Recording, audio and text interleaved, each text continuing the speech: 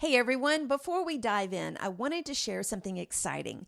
You can now send us a text message directly from your favorite audio platform. Yes. So whether you've got a question, want to give us feedback, or just want to share your thoughts on the show, I'd love to hear from you.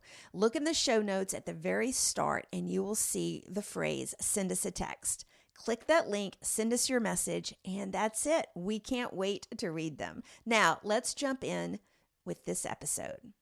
I didn't know where God was leading me and how strong He was trying to make me in that time. But while I was walking through it, it just seemed lonely. I would say that Right. in high school, I felt lonely, even though I was homecoming queen, even though I knew a lot of people and I socialized with a lot of people.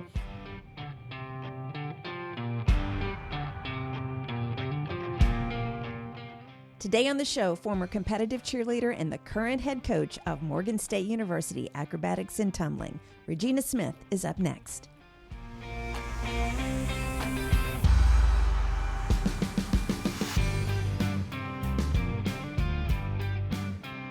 Welcome back to the Fifth Quarter Podcast. I'm your host, Sandy Adams, and this is where we dive deep into the world of sports with retired athletes, current athletes, and everyone that helps make the sports world great. As a quick reminder, if you're not already subscribed to the podcast, make a note now. Subscribe to the podcast wherever you listen or watch. You can find all the information at 5thquarterpodcast.com. Now, grab your iced tea or your coffee, get ready to be motivated and inspired because this is where the real stories are told. Now, let me introduce you to my guest. She's a 12-year competitive cheerleader through high school and ending her career after 1 year at Illinois State University. Transitioning into coaching, Regina Smith found her stride. During her coaching career to date, Smith has captured over 30 national championship college and high school titles and 50 plus top 3 finishes for cheerleading, dance, gymnastics, and mascots at the collegiate level. She's the first and current head coach of acrobatics and tumbling at Morgan State University, first and only historically black college or university Division I program to offer the sport. I couldn't be more excited to welcome to the show Coach Regina Smith. Thank you so much for having me. I'm so excited to share my story and be a part of Fifth Quarter. I am too. And for all of you out there wondering how I know you, it's because one of your students is the daughter of one of my friends, Jordan Sanders. She's the daughter of Relis and Kim Sanders. And Relis, for you Memphis people, Relis is the treasurer of the Memphis Rebounders. So that is how I reached out to you. I was stalking you for several months and I was like, Relis, please give me an interview with her.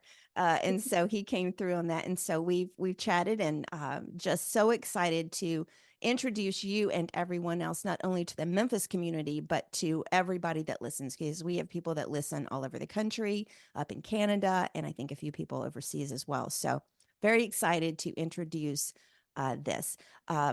So Morgan State University, that's where you're currently coaching. And a Yes. quick reminder, guys, we've had a previous graduate from Morgan State University on here, and I will bring up her episode in just a little bit. But let's get started with, so this is your third year, correct, as the head coach? Correct. Yes, this is my third year. So my first year was building the program, and Mhm. then the last 2 years we've competed. So this will be our second season of competition in 2025.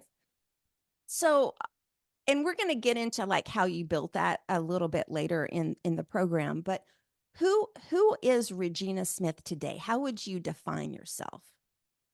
Ooh, so I that's a tough started off one. I started off hard, You right? started with a hard question. Um, I will say Regina Smith is a humble, um, God-fearing Christian mother, wife, coach, to many others. I do believe that I walk by faith and not by sight. And I think because of that and my journey with Christ, it has gotten me to where I am today. That's a good one. That is a good one. Um, when you were little, I'm going to throw this one in there because I'm always fascinated. When you were a little girl, what did you want to be when you grew up? A preacher. Interesting. Yes. See. So my grandfather, who I admire the most, he was a pastor in the AME church, and I grew up with going with him to church and writing his Mhm. sermons and playing on the stage and pretending that I was a pastor. So when I was younger, I wanted to be a youth minister. And my parents told me they didn't make enough money, so I need to dream bigger. So there you have it. So I went into education to be a teacher, and that lasted for a short stint. And Yeah. here I Where did you grow up? So let's go back to the beginning. Where did you grow up? Yeah, so I'm originally from Albany, Georgia. So lived there through my elementary first years of elementary, and then we moved to DeKalb, Illinois, and from Hmm. DeKalb, Illinois, to Bolingbrook, Illinois. We lived in Bolingbrook, Illinois, till I graduated high school, and then I went on to Illinois State University in Normal, Illinois, and then got my first collegiate coaching job in Pennsylvania, and so I Right. kind of traveled around the world, or I should say the nation, and got landed back to here in Baltimore, Maryland. It's funny because we've talked on the phone before this interview, and you you were born in the South, kind of Mhm. raised in the South a little bit, but most of your upbringing has been in the North. Yes, But you still, from what we were talking about, you still have that incredible connection to the South. yes. Once the Georgia peach, always the Georgia peach, baby. They ain't gonna take that out of me. But it's so true. I think that people that are born down here, no matter where you go, I think it's just something that's in your soul. Yes, yes, Just yes. no matter what. I have a cousin. She was not born in the South. She lives in California, but her father was from Tennessee, and she would come every summer and spend the summer with her grandparents. She considers herself both. Like she has she loves the South. So it's just, it's something about, I don't know, it's a soul thing. It's just a It soul is. thing. It is. Yeah. And every summer we would go down to our grandparents in Alabama, in Low County, South Carolina. And my dad's side is Geechee, from Waltersboro area. My mother's side is from Hartford, Yeah. Alabama, and that's home. So Yeah. people say, "Where are you going?" I'm going home. Because that's what I consider home. Actually, not the Midwest. So It's funny because you're talking about all those places, and I'm like suddenly hungry for breakfast. um, okay, so let's talk about, when did sports first come into your life? I was 2 years old. 2 years old. So my sister was taking dance class. I'll never forget Miss Murphy's dance studio in Albany, Georgia. And I tell you, this woman, she had to been 80 when I joined her dance studio. I mean, just full of energy. And I told my mom I wanted to do that class, and she was like, "You're too young." And so Miss Murphy said, "Well, we'll give her a trial," because I was Wait a like, minute. How much were you talking at 2 years old? I talked a lot. I read by 3 years old. So I mean, yeah. So I talked a lot, and I would stand outside the dance class and do the whole Oh, routine. And that's so so Murphy cute. said, "Let's let her try it." I was 2.5. I went into my first dance class, and that's, never turned back. So I started dance when I was 2.5. And then um, I did diving. So I watched my sister swim, and I wanted to Wow. be a part of the swim club too. So I started diving and swimming at 4. And then Oh my God. yeah, like my parents never had a restriction on if I wanted Right. to try it, they would let me try it. So when I got to 8 years old, I was cheering and decided I wanted to do cheerleading. So that just came out of nowhere. We had moved to Bolingbrook, Illinois at that time. And Right. I was like, all the other girls cheer, I want to cheer. So I tried out for cheerleading, and I kept doing gymnastics on the side. So and dance really, because I danced Mhm. until I was 12, and I did gymnastics until I was 16, and then competitive cheerleading took over my life in high But school. So, they're all, except for the diving a little bit because it's the form, it's the yeah. tumbling part of it, Yep. but all of those go together. All Hmm. of them, they're all interactive with each other. um Yep. when when you got into high school, What were Mhm. your thoughts then about what you were going to do after high school? Or did you have any thoughts? I did. So it was weird. So going back, I did play basketball in 8th grade, and then I decided to try out for basketball in high school. And there was a girl, I'll never forget, her name was Nikki Barnett. She was huge. She stuffed me in the ball, and I was like, I think I'm going back to cheer practice. So I ended up playing soccer and ran track in high school. But I knew that I wanted to do something with students. Originally, I was getting recruited by University of Purdue, and Hmm. I wanted to go into graphic design originally. So like I kind of had I always wanted to be a youth minister, but my parents was like, no, you need to find something Right. that's gonna sustain your life. And so I end up saying, oh, I'll do graphic design because I found that fun on the side because computers was just a big thing. Yeah. We had a computer in our house, and I just loved tinkering with the graphic design. Okay. And then I was like, yeah, this is boring. I don't really want to do that. So I went back to education and I said, I'll be a math teacher because my favorite teacher was Barbara Borland, who was a math teacher in 6th grade for me. And Hmm. so for me, I wanted to kind of resemble what she was to all of Right. us as a teacher. So I said, okay, I'll go into education. And that kind of carried me through high school, but I don't think I ever said, "Oh, I want to coach." Like I Mm. don't remember going around saying I want to coach. It was either going to be a pastor, I was going to do graphic design, or I'll do teaching. And Right.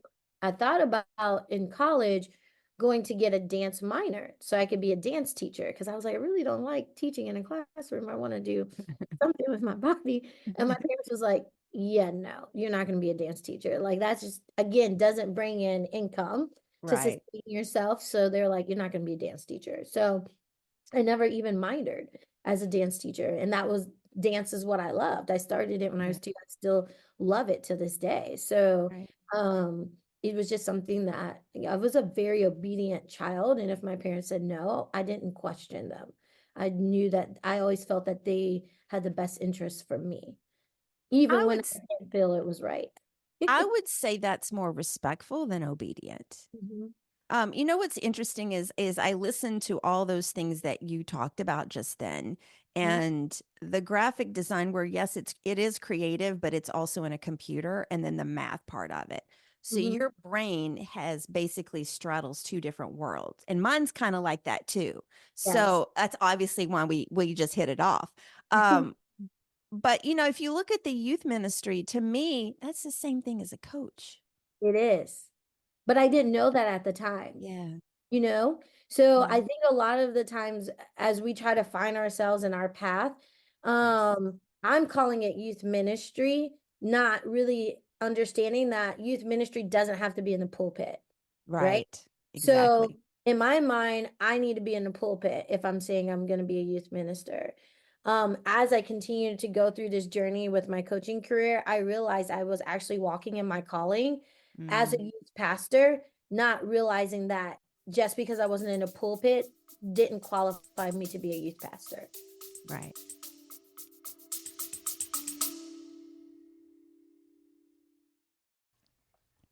All right, before we get into the next topic, I want to take a quick moment to tell you about something that can really help you level up your personal brand. I've created an exclusive new book called The Visionary Personal Brand Playbook. It's perfect for those of you who have big goals but aren't exactly sure how to make your brand stand out, or for that matter, where to even start. It's packed with actionable tips that you can start using right now, today. If you're interested, head over to my website at sandy-adams.com/playbook and grab your copy. Now back to the show. Right. Yeah, you're a youth minister every day. Amen. Trust Every single every day. day. That's right. Even when you don't want to be. Even when I don't want to be every day, Lord knows.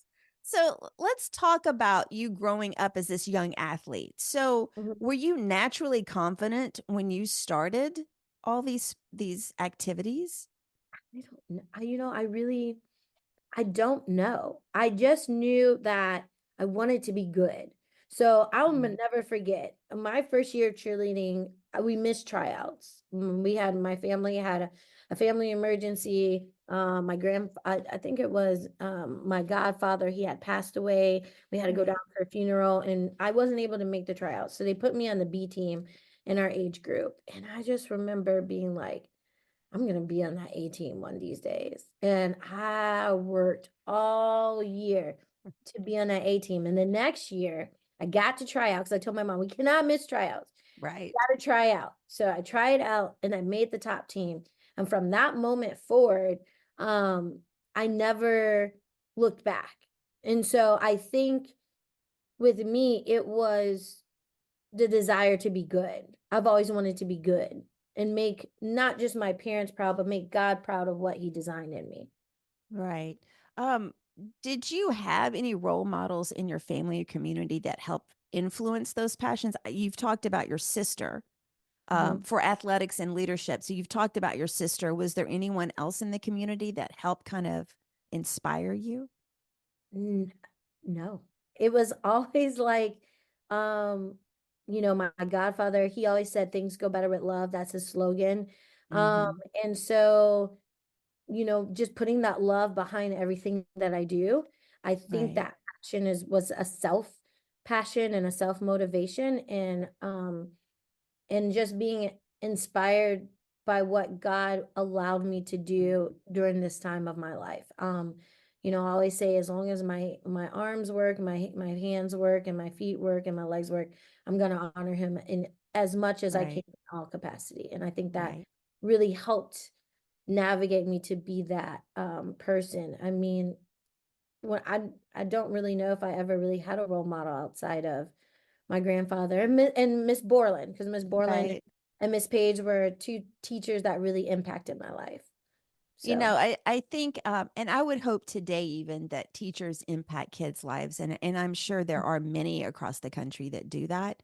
You yes. know, being a teenager in high school can be very difficult. Mhm. You're not quite a child anymore, and you're not quite an adult anymore either, or not yet. So, what did being in high school teach you about resilience and teamwork that Mhm. helped you later on? Really just the fight to never give up. I mean, I think the coach that I had in high school was, oh, um, bless her heart, not for everyone, right? And Right. um, she had her favorites. I remember she would pit people in positions that really probably shouldn't be in those roles or positions because for whatever reason she that was her coaching method and that's how she wanted to Right. coach it. And one I remember one year it was like all of us versus our coach and we just band together to do what's right and make Mm. sure that we showed her what we were capable of doing because I felt like she never really valued a lot of the skill sets that we brought in from Pop Warner because a lot of us had came from Pop Warner cheer. Right. And so I just remember all of us sticking together to be the best. And we had made it probably the furthest in state that year Mhm. because we were so close and connected. And so I think high school has really taught me really self discipline and self motivation to make sure that I don't be who everyone else boxed me in to be. I wanted to be Right. who God called me to be, not what you thought of me and who I should be. And so I think that's what helped shaped where I am today, for So sure. that's an interesting question because my next question was going to be how did being an athlete define your identity in high school? So Mhm. when you were in high school, how did you see yourself first and foremost? Ooh, I saw myself as an insecure person. I was very insecure because the way I was raised, as an African American, a black person, I didn't talk the way that black people felt I should talk. Right. And then my skin color didn't fit anybody else, any of my white friends, my Mexican friends. So Right.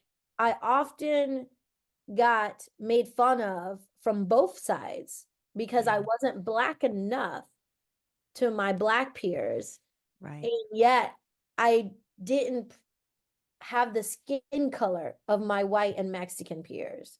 Right. So I was often insecure about who I was because of the things that were told to me. Mm. And even though I fought to overcome it, it still played a really significant part on, am I good enough? I always Right. question, like, do I have what she had? Like, I know I'm better than her, but yet I don't get treated the same way. So it was just one of those, insecure moments of my life where, I didn't know where God was leading me and how strong he was trying to make me in that time. But while I was walking through it, it just seemed lonely. I would say that Right. in high school, I felt lonely, even though I was homecoming queen, even though I knew a lot of people and I socialized with a lot of people. At till this day, there was only one person from high school that was in my wedding and even now I don't keep in full contact with because I didn't feel that any of the friendships that I had in high school were true and Yeah. real and authentic, if that makes sense. No, it does. And speaking to some of that is I think a little bit, especially for people from maybe small towns. I don't know necessarily about larger schools, but you're also, as a teenager, everyone's changing, Yes. and changing rapidly. And I Mhm. think that, the friendships that evolve from high school or middle school into adulthood, they have to be really strong and involved and evolve together. Right. Because I think that it's difficult to maintain those friendships, and I'm using air quotes for anybody listening, um, because you're just different people and you change so much between what 12 and 30, Yes. that it's honestly, I would say, typically not true friendships because Yes. everybody is changing so much. And then Yes. you add all that other baggage onto it. And Mhm. and it is do you has that insecurity followed you today to today?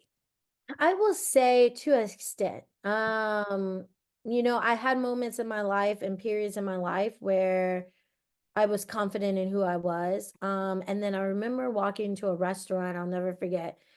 I had children at that time. My And son, you still and I do. still do. I still do. But I remember my son was a baby, and Right. there was a girl that bullied me from middle school through high school, and she walks in the restaurant, and I immediately shrink. Um, And I was like, I got frustrated with myself because I was like, how has I allowed, like, I didn't even know that she was controlling me, even as an adult being married right. with a child, Right. until I saw her. Mhm. And from that moment on, I said, I will never let Yeah. those people who bullied me, belittled me, control my life. And so, even in the settings that I have found myself in coaching, where there's moments and glimpses of experiences where you're trying to do the right thing, you're trying to give people an opportunity, and people you care about, people you thought you can trust, and even then they take advantage of you in this situation and circumstance and then Yeah. drag your name into the mud and I think from that part it put a little damper on me and was like, was I really that type of person? Because I didn't really think that that's who I am. Right. And I had to go back and be like, no, that's not who I am. Whatever her false ideologies or their false ideologies of me or perceptions of me is not true. I had to really, push through those moments in my Mhm. career. Little to none moments, but they were significant enough to make me have insecurities about, Sure.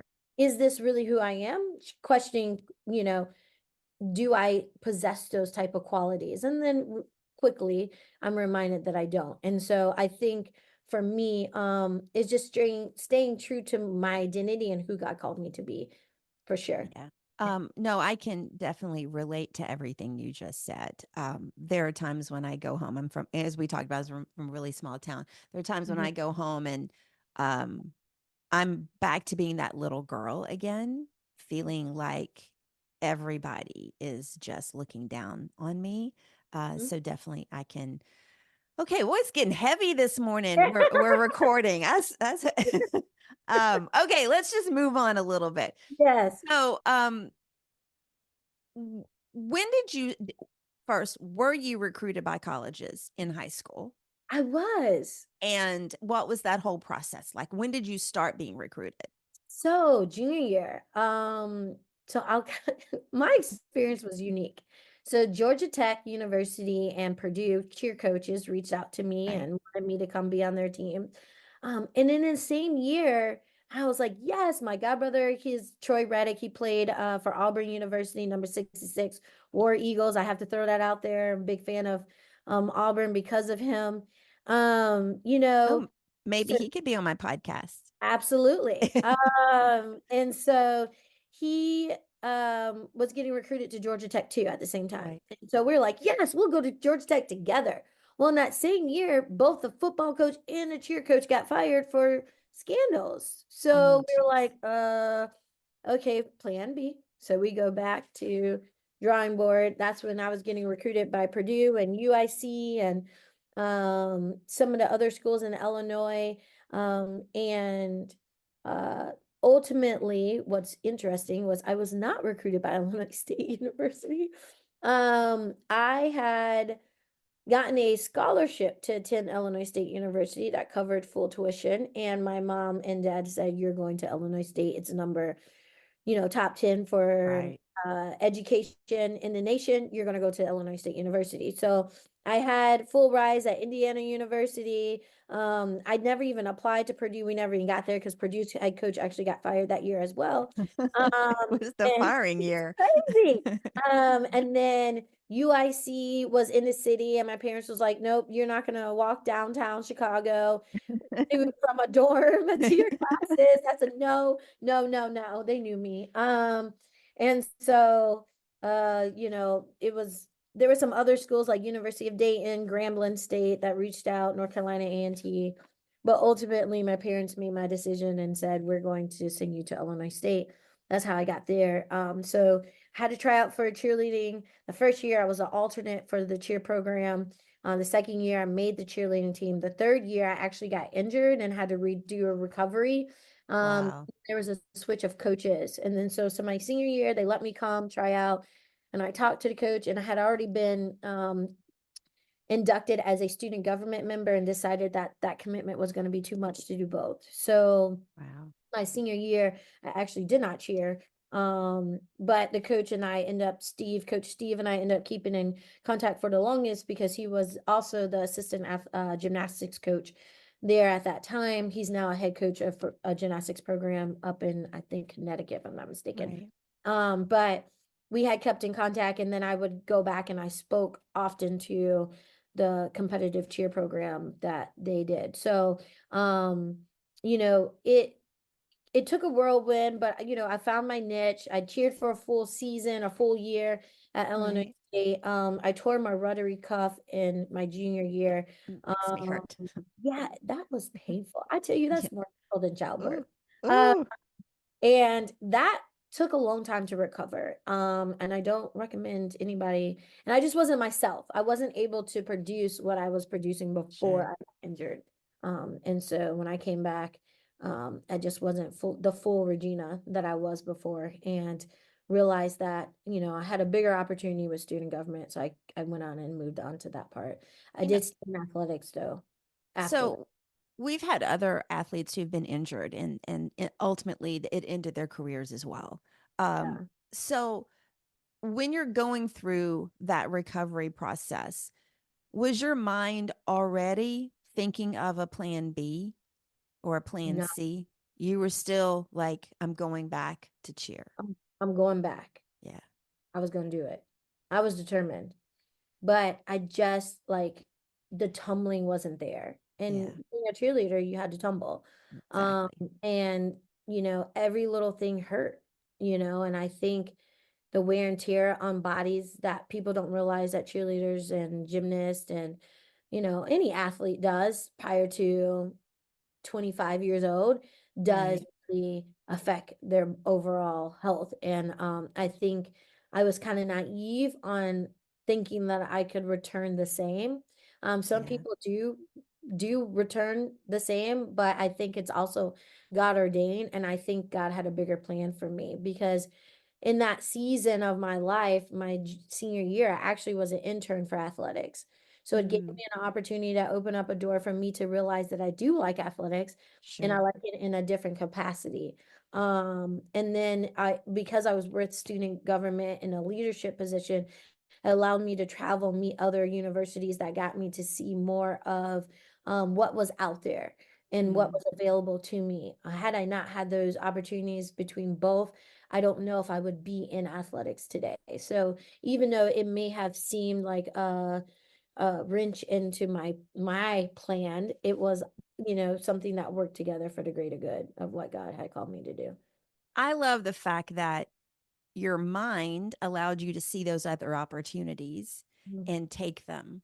And I think that that is really important for athletes as they grow up is to see to see all those opportunities and not have this blind spot on, you've always got to be thinking an injury can occur at any moment. Yes. And you have to, I think, in order to have, a healthy mental capacity, I think you have to be looking at opportunities and what other things you can do and what are your other interests Yes. in order to be a completely well rounded person and to be mentally healthy, I think, to Yeah. help you get through those hard times. Um, what was it like cheering at Illinois State? Man, it was it was fun. So there was about 40 of us on roster in uniform, and there's about five alternates each year. Mm, Um, and I was the only Black cheerleader that year. So I was the first one in 9 years prior to that to be right. a female Black cheerleader. So there was a lot of attention on me, Sure. probably Sure. more than I wanted and expected.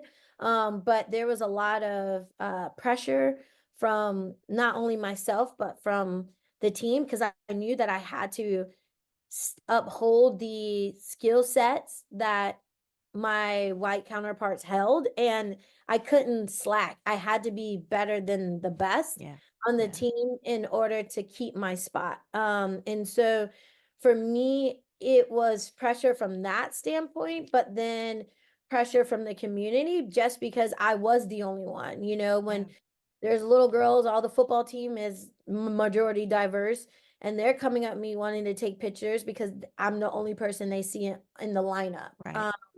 So there was some pressure from both sides, but it was still a lot of fun. Like I loved game day. Illinois State's atmosphere was awesome. To this day, it holds a dear, special place in my life. And the moments that I got to cheer in Redbird Arena and in Hancock Stadium, really, really helped shaped my coaching experience for the Division III and NAI athletes that I coached because they didn't get an opportunity to cheer for Division I, and I wanted Right. to make sure that they had the same experience that I had. And so as a coach, I brought that experience to them and helped shape and culture that experience for them in that small Division III division or NAI capacity. Right.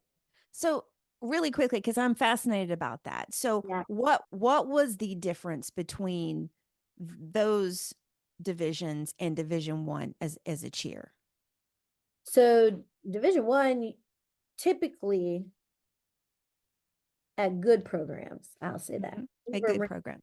we were ranked Because I'm sure a lot of people are wondering like what would be the difference? Yes. So good programs that are under athletics, right? A lot of cheer programs, and I will say this very clearly, a lot of cheer programs, one, are not considered a sport because they aren't considered a sport through federal court rulings in 2010. So Right.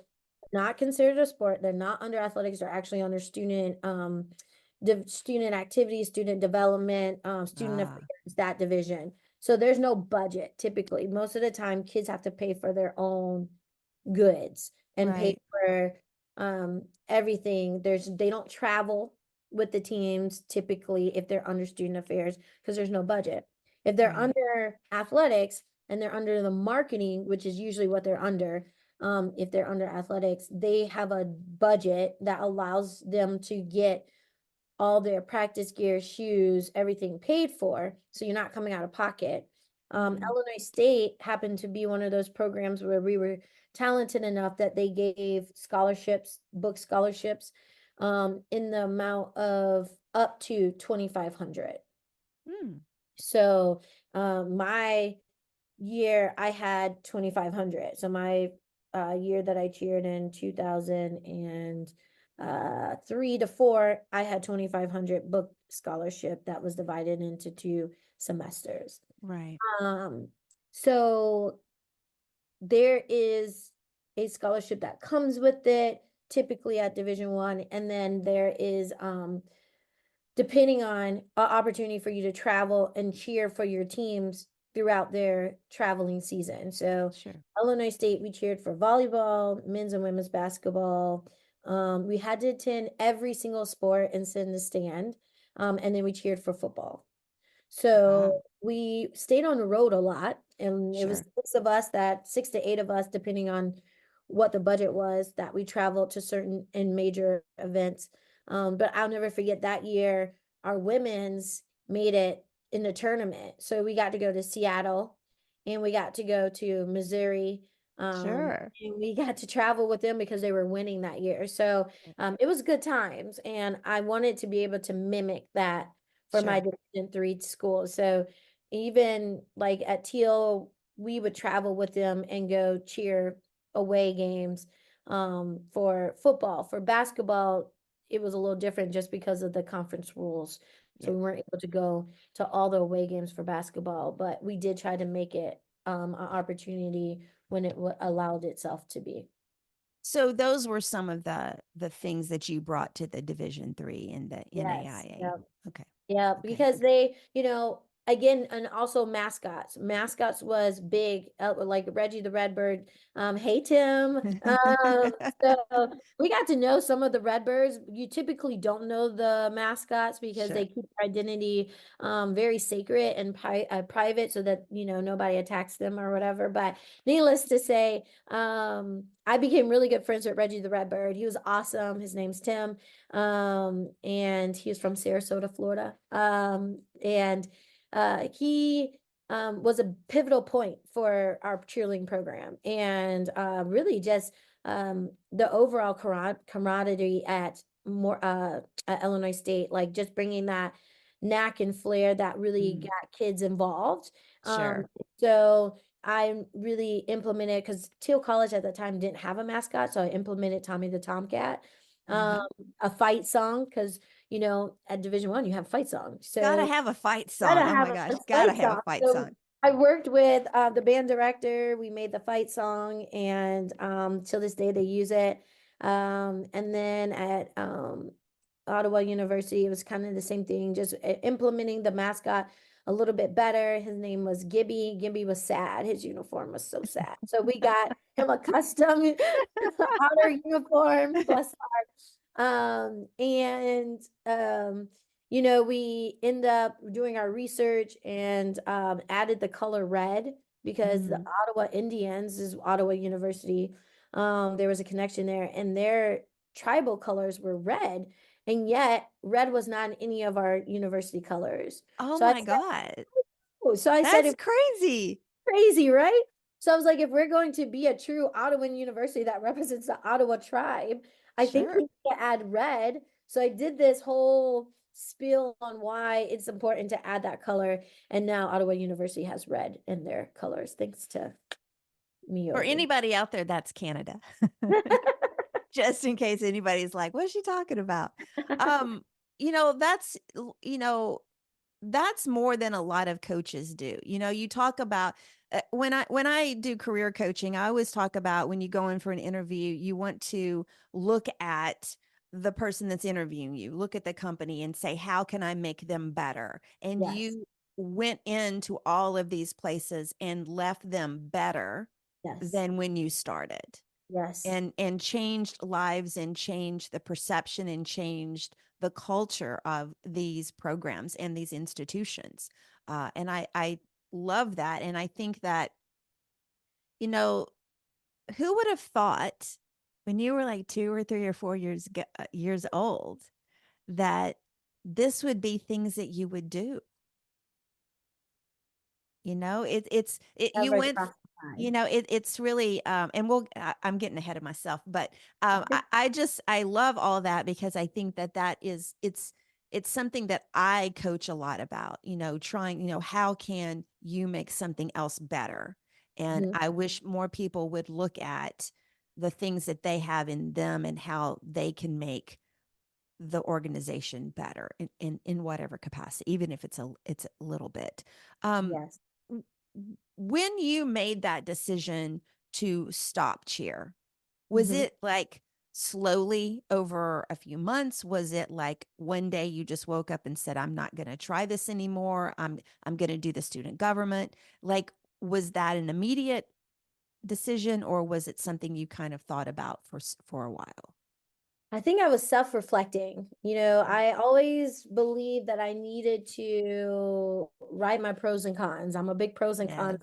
Yes. And I remember I journal a lot, and I remember writing down my pros on why I would go back to cheer, and then my cons on what I would miss from cheer.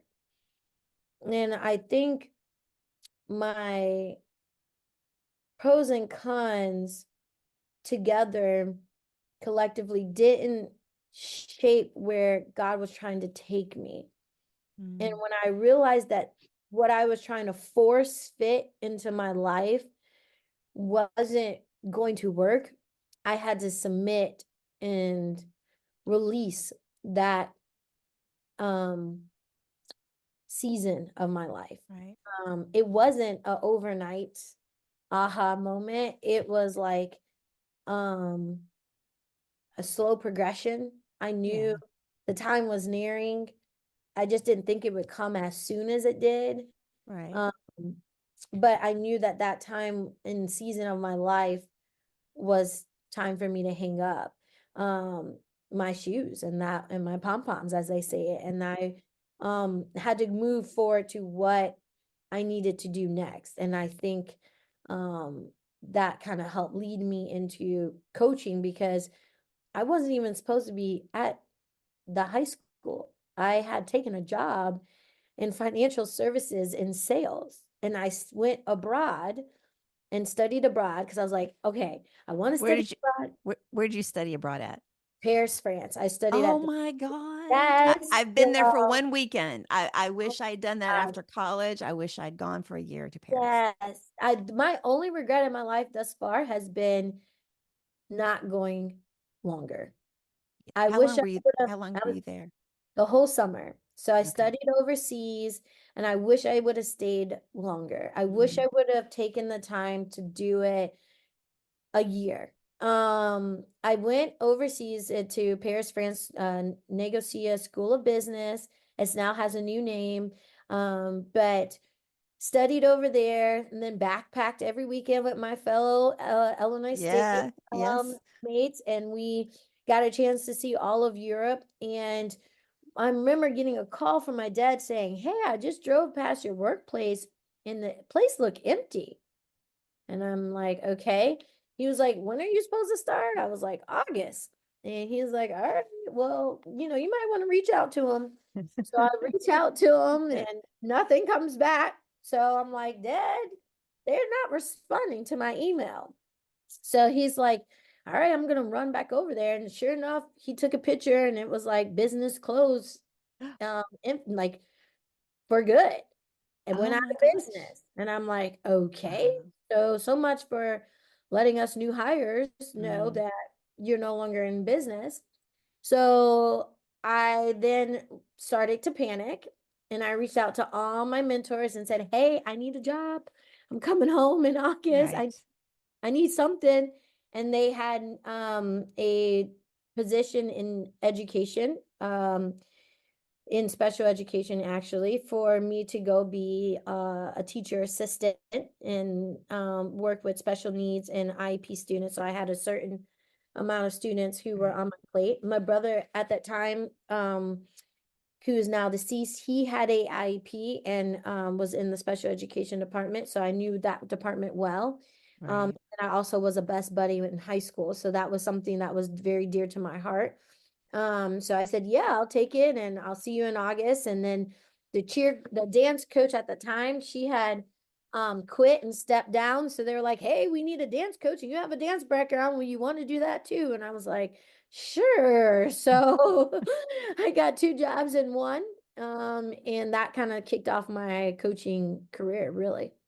And again, it's about looking for those opportunities, putting yourself in place. And can I just say networking? I don't think Yes. young people understand how important networking is. Yes. Like It's so it's important. so important. So important. And I still to this day keep in contact with people that I've crossed paths with along the way. Mhm. Right. For the longest, the president of Illinois State at the time was Dr. Bowman. He was my reference. And Wow. people were like, there's no way the president of a university, as large as Illinois State is, could be your reference. So they would call him and he could actually speak on my behalf. Yes. Yes. And they were like, whoa, if the president can be a reference for a student, what did she do on that campus? I Exactly. need to hire Exactly. her. And so obviously Dr. Bowman retired and no longer is in that capacity or that role at Illinois State, but holds a dear place. Him and his wife hold a dear place in my heart because they were such pivotal influencers in me in higher education. So let's talk about that first teaching role then when you come back from Paris and Yep. you're the dance instructor, right? Yep. Um, how did you navigate that first semester, that first few months? Like how did you was it just an easy thing to do, or what were there challenges, or did you have to like reprogram your brain to say, I'm in charge now? No, I mean, I think I just jumped right into the role. I'm a bossy person. I love bossing people, I guess. Maybe. I don't know. But yeah, I just jumped right into the role. We were in time crunch at that time. Mhm. First game was like September. So we had like Right. weeks to put something together. Oh So my I like gosh. literally flipped everything and met with the students online and because by that time we had online Yeah. conversation, met with the students online and then brought us all together for a quick meeting and then realized we didn't have enough uniforms for everybody. Oh, it was a mess. Had to order uniforms. It was chaotic. But needless to say, work had to get done and I just jumped right into it and dealt with some crazy parents. And Crazy parents. yeah, Crazy crazy. parents. I always said I will never be one of them parents. But these parents is crazy these days. And end up having a really good season. Till Right. this day, the dance program has turned around. I remember them calling me saying that I was the fourth coach in 3 years. So there was Wow. a lot of quitting because parents wanted to run the program. And There's still a lot of parents that want to run programs. And I'm like, y'all, like nobody's gonna recruit your kid in college if you're running Right. the program. Right. And I think that was a hard lesson for them to learn when their child was so talented and couldn't get on a dance team. Hmm.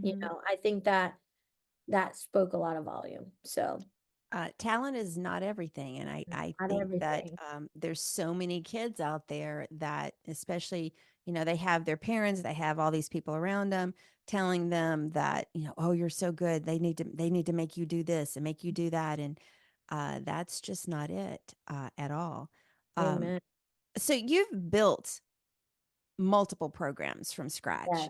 How do you approach creating a team culture when none has existed before, or maybe when a bad culture has existed? How do you create the positive team culture?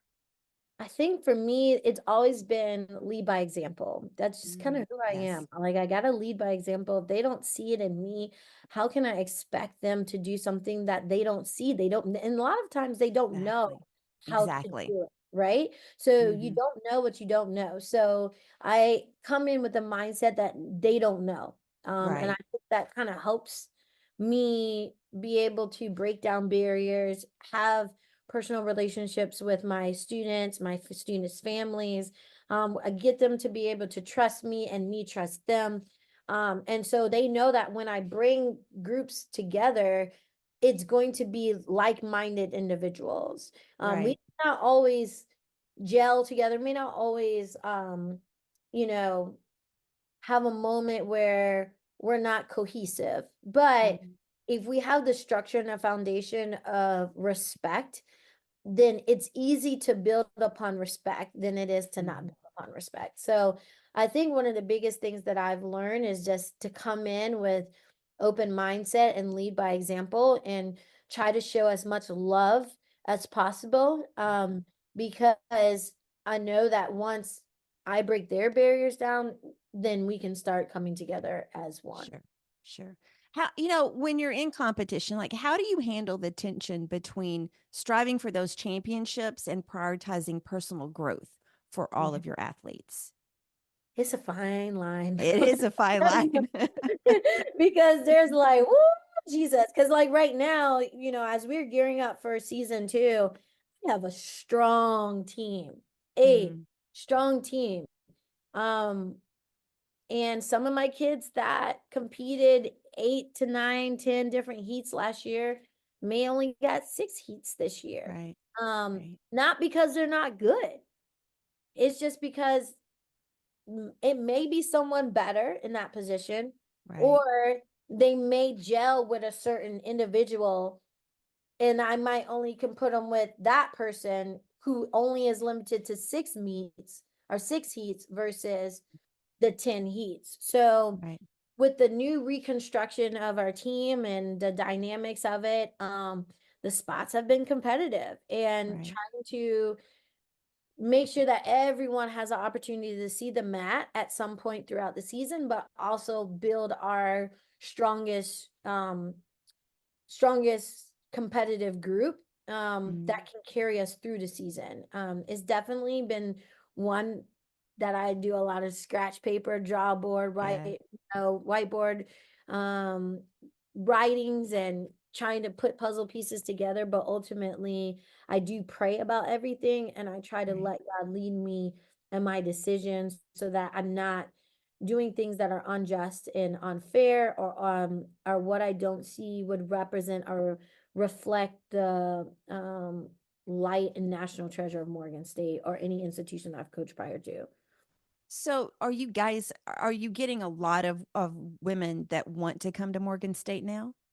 So yes, I mean, we're one of the only HBCUs. The other HBCU is Talladega in Alabama. So you either got the Right. cold in the Northeast or you got the hot in the Alabama. Okay, so Did you say Talladega, like as in the Talladega, car race? as in Talladega, girl, good and country. So you're going down dirt roads, you're going busy lifestyle. I mean, so it's like, you The know, freezing cold, car races, yeah. Southern culture thing. Yeah, okay, I gotcha. So a lot of people are tending to go to Morgan State. One is Division I versus NAI school, but two, Right, the culture and the environment that I've provided here at Morgan State has been very positive, and uplifting to those that have been involved in the program. And so I think for us, we're getting an outpour, a definitely outpour of people interested in coming, and I actually have to turn people away every year, and I feel bad for. right. But it's no difference than any other football program or any other athletic Exactly. program.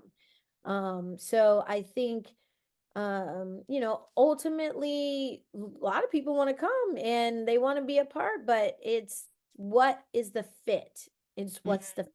That's because right. there are a lot of talented individuals out there, but do they fit Morgan as a Right. university first and foremost? Because Morgan HBCU culture is different than Talladega's HBCU culture. I So would does it suspect so. fit the culture, right? Right. Then does it fit the program? Do that person fit the program? Do we have their major, right? Because that's another thing. Like, I don't want Yes. coming just because of acro, come Right. because of the major. And then making sure that we're going to be able to take them to the next level, because I do believe that coaching is a ministry. And so, parents send me their babies as a 18-year-old trying to spread their Yeah. wings.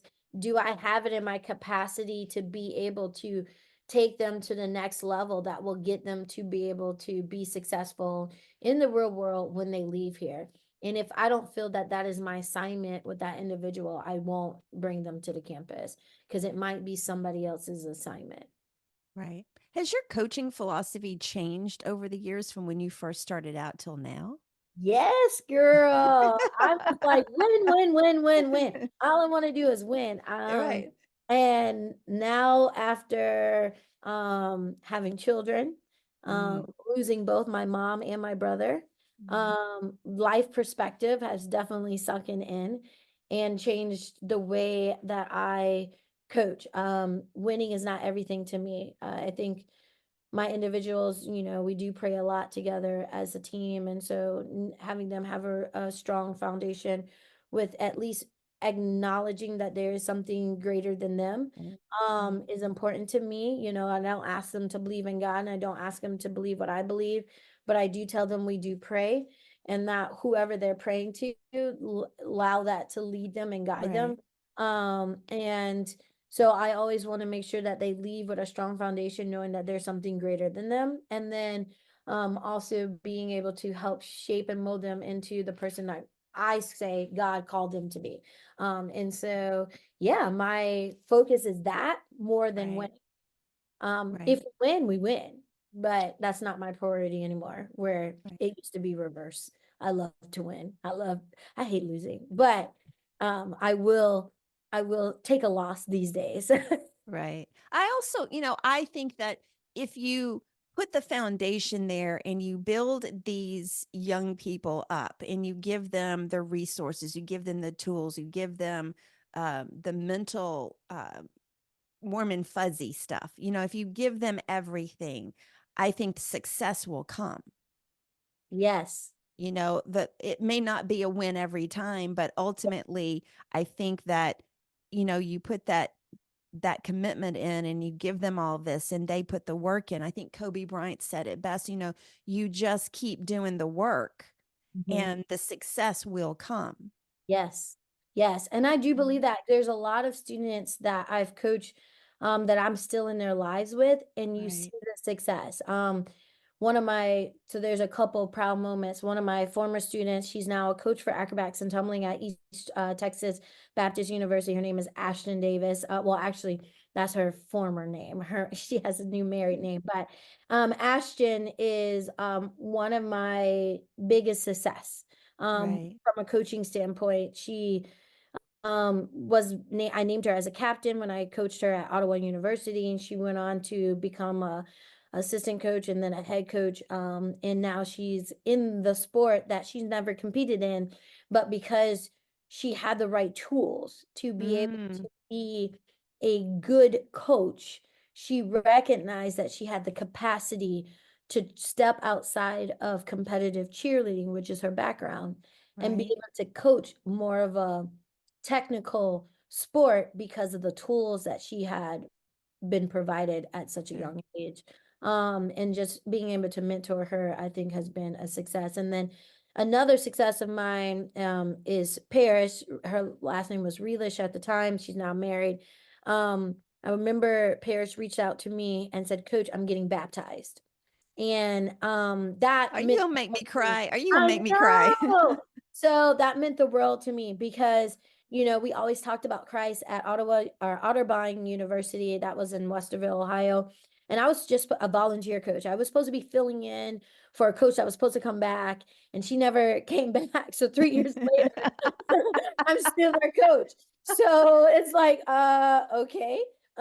So she Paris and I, she was one of those kids that really listened to the guidance that I would give, and took the prayers to heart, start getting involved in church.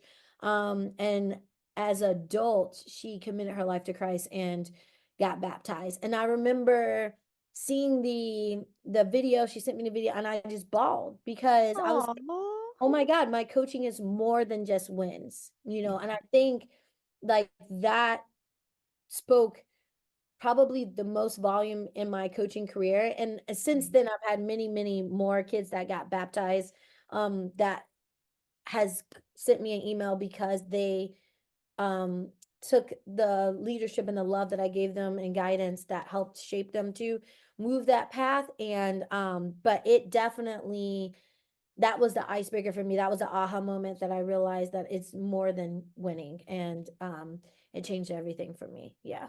So, so a quick question, some advice out there. What would you give to, I'm going to focus on young women. What would you give to young women right now who are athletes about life after competition?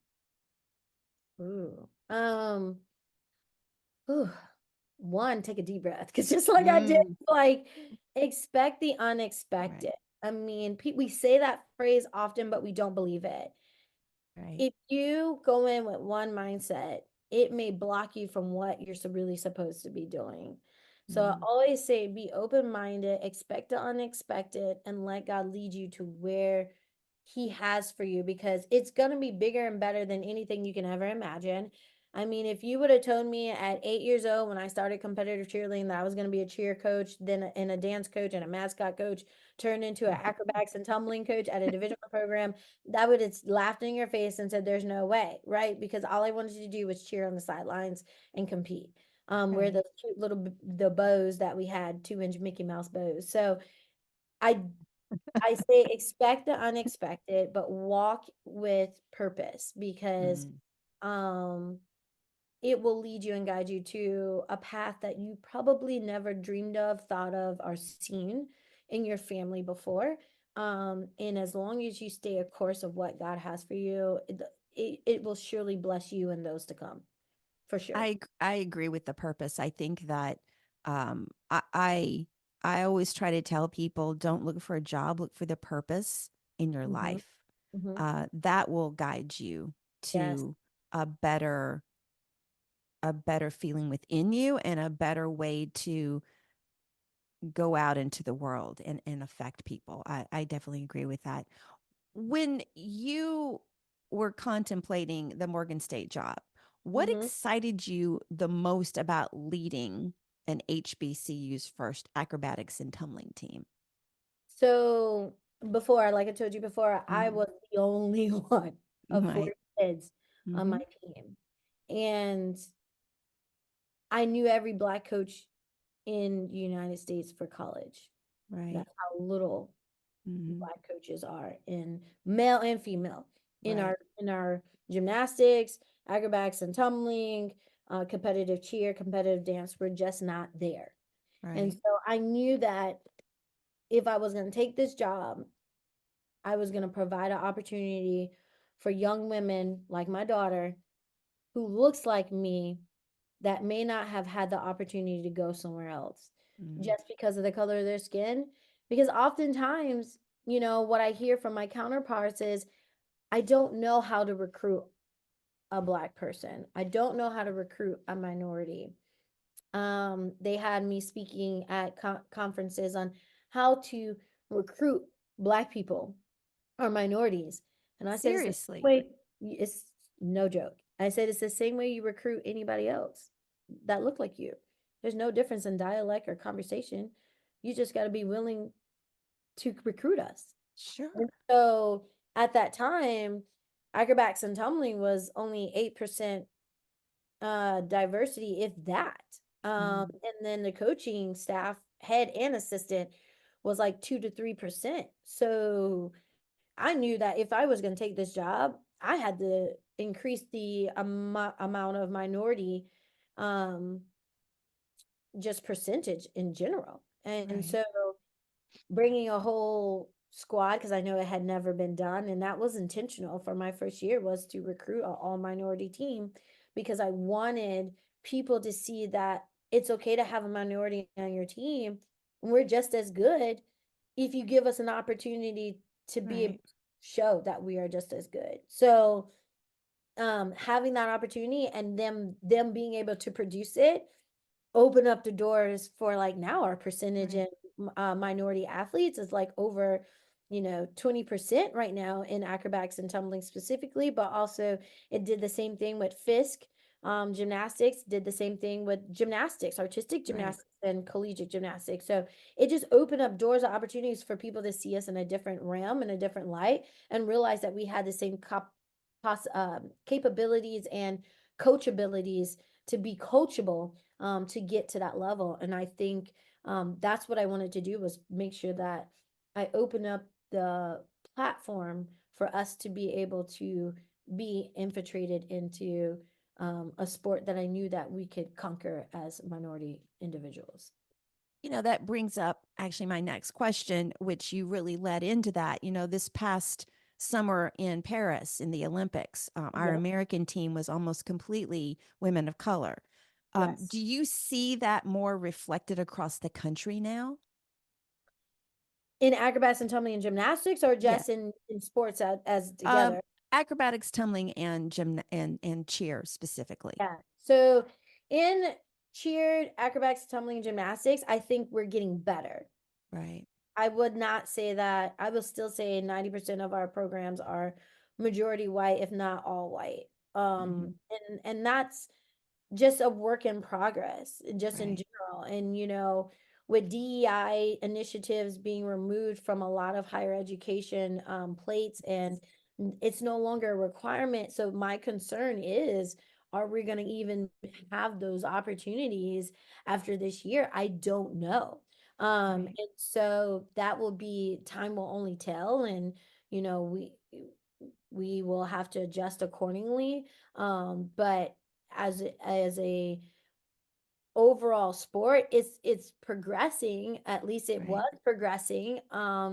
And hope that it stayed progressing. But like I said, time will only tell. But as even in our officiating, we're starting to see more women of color get the opportunity to officiate at Right. the collegiate level that Right. we weren't seeing prior to the last 4 years. So it's only time will tell for sure. So, coaching can be demanding. How do you balance that with your two kids and your husband? I leave my work phone at work. Okay, girlfriend. I promised my kids and my husband that if Oh, I went back coaching, I was going to make sure that my family at home was family time and at work was work time. So right. I have a complete cutoff in order to keep my family sane and allow me to do the calling that I have on my life, Right.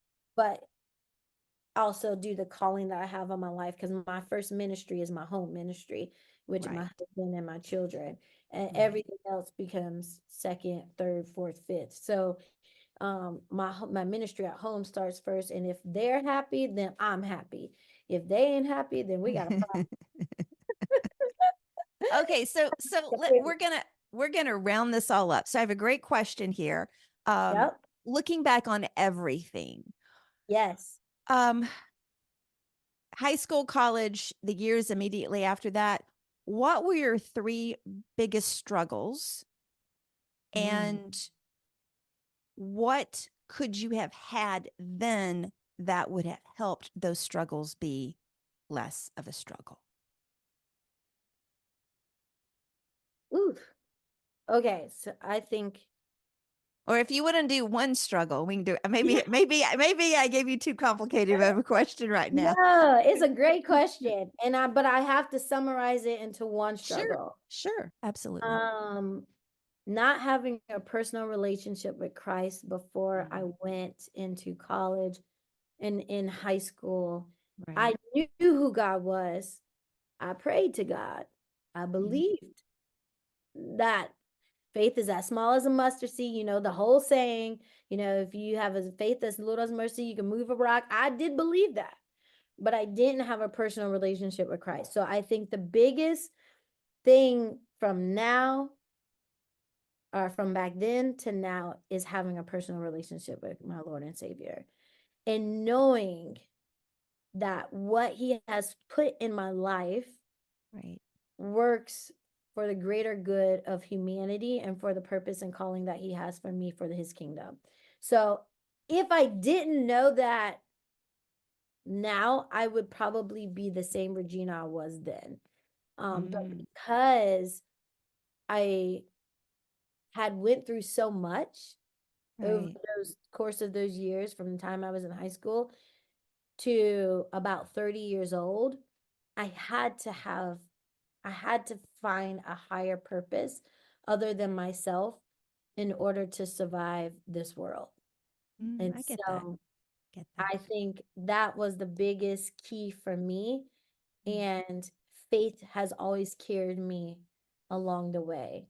I always knew that I would be something great. I just didn't know what it was. right. Right.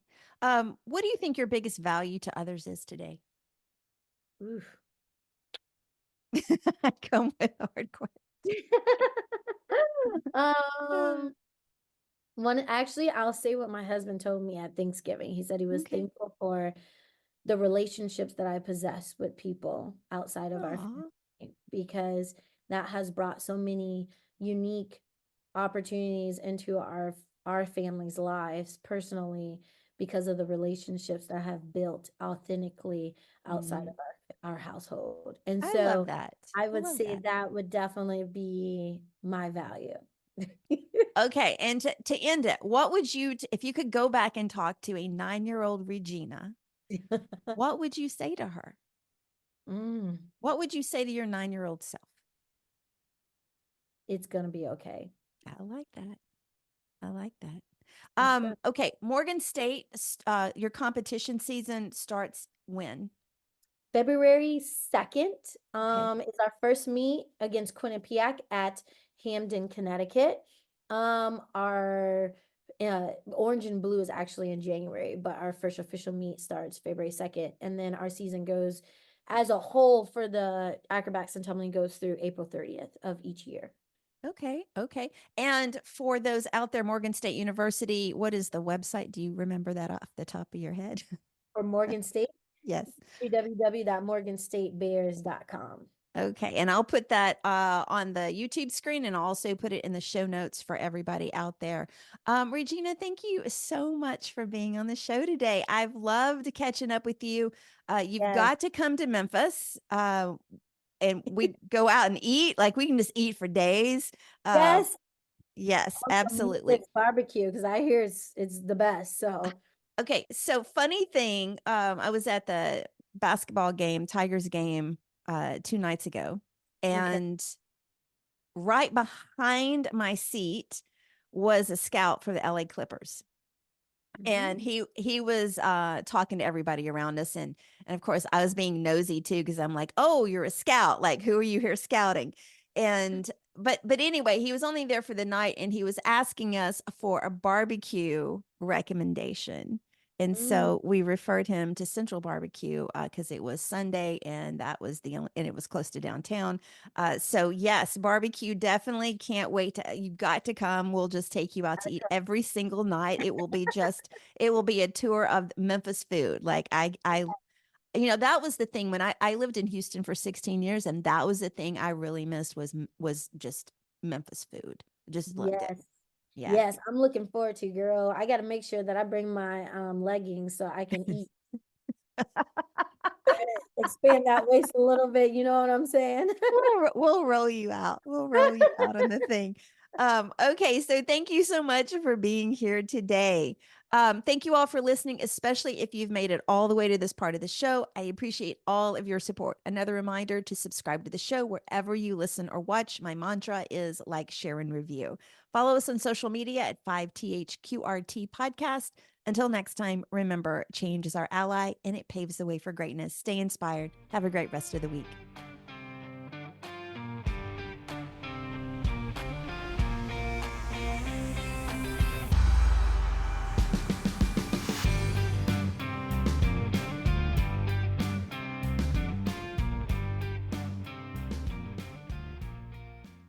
Hey everyone, a quick scheduling update. The fifth quarter podcast is moving from a weekly show to an every other week schedule.